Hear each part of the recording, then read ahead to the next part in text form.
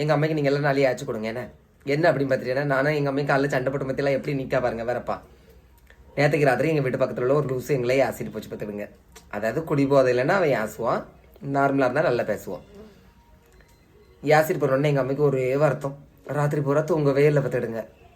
காலையிலே எழுமி நின்று என்கிட்ட ஒரே சண்டை. அதனால் நான் நினச்சோன்னே நம்ம இப்படிலாம் வீடியோ பண்ணுறதுனால நம்மள 4 பேர் யாசுவாவா 5 பேர் அப்படி இப்படி தான் இருக்கும். ஊர்வாயும் மூட முடியுமா? அது மாதிரி குடிகாரன் பேச்சு எப்படி இருக்கும்? ராத்திரி ஒன்று விடிஞ்சா போச்சு, குடிகாரன் பேச்சு விடிஞ்சா போச்சு மாதிரி.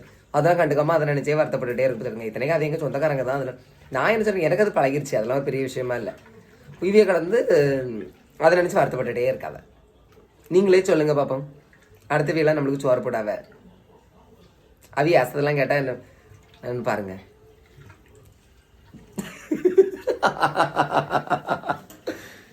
இப்போதான் சிரிக்க பார்த்துடுங்க, இதுக்கு முன்னாடி அது சிரிக்கவே இல்லை. பிடிச்சி லைக் பண்ணுங்க. தேங்க்யூ.